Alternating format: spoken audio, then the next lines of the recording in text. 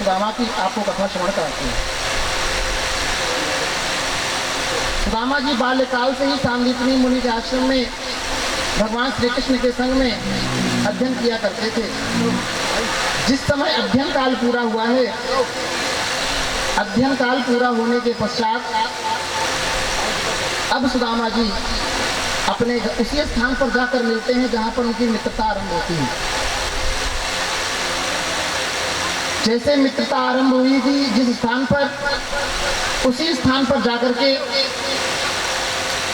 सुदामा जी श्री कृष्ण की पुनः मुलाकात हुई और कहते हैं कि आज से हमारे और तुम्हारे रास्ते अलग हैं। सुदामा जी ने जब यह बात श्रवण करी तो सुदामा जी की बात को श्रवण करने पर सुदामा जी ने किसी से पूछा कि तो ऐसा क्यों कह रहे हैं, बाल्यकाल से हम लोग साथ में रहे, क्या आगे हमारी मित्रता नहीं हो सकती? भगवान श्री कृष्ण ने सुदामा को बचपन की वो गलती याद दिलाई कि सुदामा याद करो वो समय, जिस समय घनघोर वर्षा हो रही थी और मुझे भूख लगी थी। मैंने तुमसे चना मांगा था और किसी श्रापवश कोई भी कारण रहा हो, परंतु था तो वो मेरे लिए। सुदामा जी की कथा ये संदेश देती है आप सभी को कि कभी भी किसी के पराये का हक नहीं खाना चाहिए। बात बहुत ध्यान से समझिएगा। भगवान श्री कृष्ण ने चेतावनी दी कि हक परायो खाए के यही मिलेगी सीख, और होए दरिद्री आज से और तय दर दर भागे मांगे भीख। वह विधि की रचना कुछ और थी कि वह चना श्रापित थे। श्रापित चना को सुदामा जी ने खा लिया क्योंकि वह सखा भाव में श्री कृष्ण को श्राप से मुक्त करना चाहते थे, परंतु था तो श्री कृष्ण के नाम का। जब वो श्री कृष्ण के हिस्से का निकाल दिया गया तो श्री कृष्ण के हक का चना सुदामा ने क्यों खाया? इसलिए यह बात कही गई कि किसी के हक का अगर आपने खाया है, जब विधाता की रचना में भगवान श्री कृष्ण के साथ परम सखा होने के बाद भी जब सुदामा को दरिद्री भोगनी पड़ी, आपको पुनः अवगत करा दें, गरीबी और दरिद्रता में अंतर होता है। कृपया करके सुदामा को जिस प्रकार से प्रस्तुत किया गया है, सुदामा जी ऐसे नहीं है। आप लोगों के सामने अन्य जगह पर अपने ही सनातन धर्म का इतना बिगड़ा रूप दिखाया गया कि आपने सुदामा को वैसा ही मान लिया। अरे सुदामा जैसा वह पवित्र आत्मा जो भगवान श्री कृष्ण के संग में रह करके भगवान श्री कृष्ण की समस्त लीलाओं का आनंद लिया है उन्होंने। हाँ, वह काल चक्र ऐसा था कि कुछ समय के लिए कुछ विक्षोभ हुआ। अरे यह विक्षोभ तो आपको और हमको भी सहना पड़ता है। क्या आप पढ़ाई नहीं किए? क्या आप माता पिता से अलग नहीं हुए? एक समय बाद पुनः एक साथ हो गए। तो जब प्रकृति का नियम विधाता ने स्वयं रच रखा है तो हम और आप इसे काटने वाले होते ही कौन है? तो प्रेम से बोलिए राधे राधे राधे राधे। तो हाँ, एक बात और आती है, लोग कहते हैं राधे राधे का ही जयकारा क्यों लगता है? जरा इस पर कम शब्दों में एक बात बोल दे, वरना सुदामा जी का प्रसंग जो है अधूरा रह जाएगा। एक बात देखिए, सत्यता के साथ समझ लीजिए, दुनिया में कोई भी शक्ति चलती है तो अखंड ब्रह्मांड नायक की शक्ति से चलती है, और राधा स्वयं वह स्वरूपिणी है जिसको आप शक्ति के अनंतानंत करोड़ों के करोड़ों श्री कृष्ण भी आकर के श्री राधा के हृदय में समाहित हो जाते हैं। इसलिए जब आप राधा राधा पुकारते हैं तो आपके आगे भगवान श्री कृष्ण चक्र सुदर्शन लेकर के चलते हैं। स्वयं इंद्र, देवराज इंद्र, जिनको नारद जी जब अपने हाथों से माला फेरते हैं ना, देखिए इस माले में ये मन का होता है। नारद जी से पूछा गया इस एक मनके में क्या है, तो नारद जी कहते हैं अरे इंद्र, तुम मुझको क्या कुछ दोगे? इस एक मनके में तो करोड़ों के करोड़ों इंद्रासन मेरे पास ही हैं। तो ऐसे हमारे सर्वेश्वर प्रभु हैं, ऐसे हमारी सर्वेश्वरी श्री राधा रानी है। बोले सर्वेश्वर भगवान की, बोल साचे दरबार की। तो सारी शक्तियां जब एक साथ मिलकर के सम्मिलित होती हैं तो एक स्वरूप में एकत्रित होती हैं और वह एक कुंज के रूप में धारण करती हैं। तो कृपया करके जो सुदामा जी का स्वरूप आपके सामने जागरण इत्यादि के माध्यम से प्रस्तुत किया जाता है, हर एक सनातनी का ये धर्म है कि वह इस पर रोक लगाए, वरना वो दिन दूर नहीं है जिस समय आप अपने भक्तों का अपने यहाँ पर अपमान होते हुए देख रहे हैं, तो आपका अपमान होते देर नहीं है।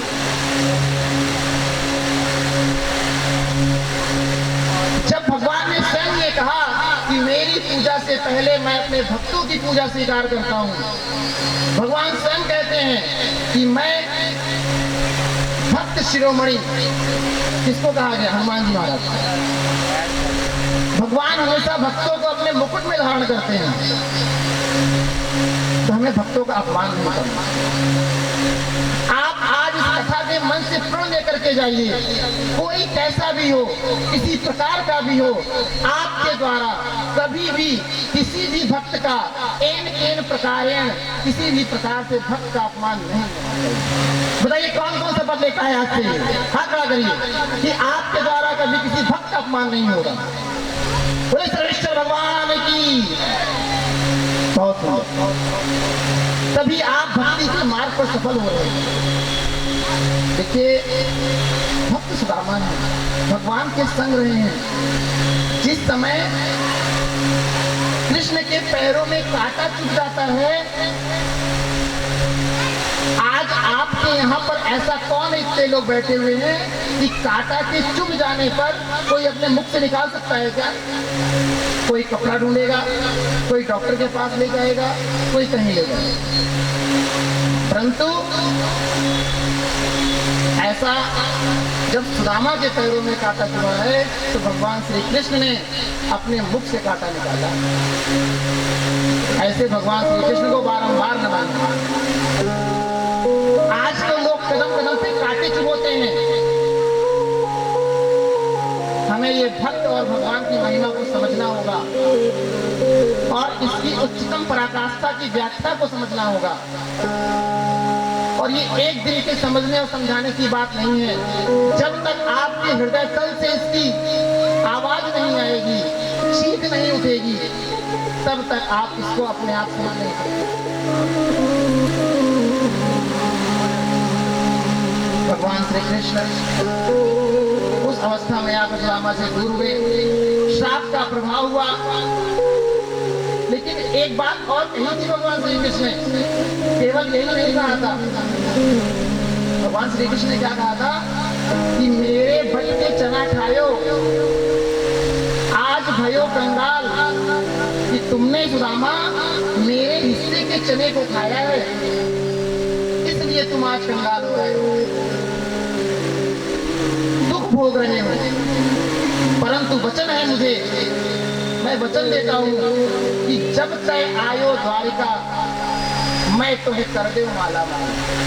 इसको हमारे ब्रज में ऐसे कहते हैं,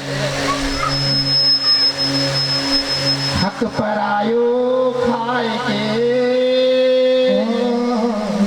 यही मिलेगी सीख, तो हो ये दरिद्री आज से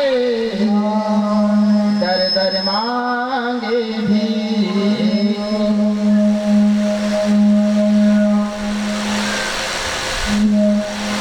मेरे बटके चना खायो, आज भयो कंगाल, पर जब से आयो द्वारिका तो है कर दे माला, तो है कर दे माला। भगवान श्री कृष्ण का वचन है कि सुदामा जब तुम द्वारिका अपने पैरों से चल करके आ जाओगे तो मैं तुमको माला माल कर दूंगा। समय बीता, सुदामा की विवाह हुआ। सुदामा के विवाह के पश्चात बाल गोपाल हुए। श्राप का प्रभाव फलीभूत होता है। श्राप के प्रभाव के फलीभूत होने के कारण स्थिति ऐसी आती है कि सुदामा के घर में अन्न तो छोड़िए, अन्न का एक दाना नहीं रहा, अन्न का एक भी दाना नहीं रहा। उनकी पत्नी ने याद दिलाया कि तुम्हारे जो मित्र हैं उन्होंने तुमसे तो वादा किया था कि तुम द्वारिका आओगे तो तुमको माला माल कर देंगे, तो तुम द्वारिका क्यों नहीं जाते? सुदामा की विरह वेदना समझिए क्या है। सुदामा की विरह वेदना ये है, कहती क्या है अपनी पत्नी से कि अरे पगली तू ये क्यों नहीं समझती, श्री कृष्ण इस समय द्वारिका के राजा हैं, वो द्वारिकाधीश हैं, और तुझको नहीं पता कि एक मित्र के यहाँ, एक राजा के यहाँ कभी खाली हाथ नहीं जाया जाता। कुछ न कुछ भेंट देने के लिए तो जरूर होना चाहिए, मैं खाली हाथ कैसे जाऊं? उनकी पत्नी सुशीला झट जब ये सोचती हैं कि खाली हाथ नहीं जा सकते, श्री कृष्ण तो इनके मित्र भी हैं और श्री कृष्ण तो उस समय राजा भी हैं द्वारिका के, स्थिति को देखते हुए भाग जाती हैं। पड़ोस से जाकर के तंदूर ले आती हैं मुट्ठी में और अपने पति को देते हुए कहती हैं कि स्वामी ये लो फटी हुई धोती में इसको बांध लेना, गरीबी बहुत ज्यादा है, हमारे पास वस्त्र भी नहीं है, परंतु द्वारिकाधीश से एक बात कह देना, कभी किसी को इतना गरीब मत बनाना कि अगर तुमको भेंट भी करना पड़े तो किसी से भिक्षा मांग के करनी पड़े। बोले सर्वेश्वर भगवान की। सुदामा अपनी पत्नी के बताए याद दिलाए गए रास्ते पर चल दिया। फिर उनके भगवान ने कहा था, श्री कृष्ण ने बोला, वचन दिया था कि जब तुम द्वारिका आओगे तो मैं तुम्हारी समस्याओं का मैं निपटारा कर दूंगा। इस प्रकार की बातों को मन में दोहराते हुए चले जा रहे हैं और जैसे ही यमुना के तट पर पहुंचते हैं सुदामा, एक नाव वाला मिल जाता है और वो नाव वाला और कोई नहीं होता, वो नाव वाले हमारे सर्वेश्वर ठाकुर जी श्री कृष्ण भगवान ही होते हैं। कहते हैं ना, जब आप भगवान के ओर चलने के लिए एक कदम बढ़ाते हैं, समझिएगा, जब आप भगवान की ओर चलने के लिए एक कदम बढ़ाते हैं तो भगवान आपके सामने हर रास्ते साफ कर देता है और आपको अपने पास बुलाने के लिए एक चुंबक के भांति आकर्षण की तरह वो खींचता है।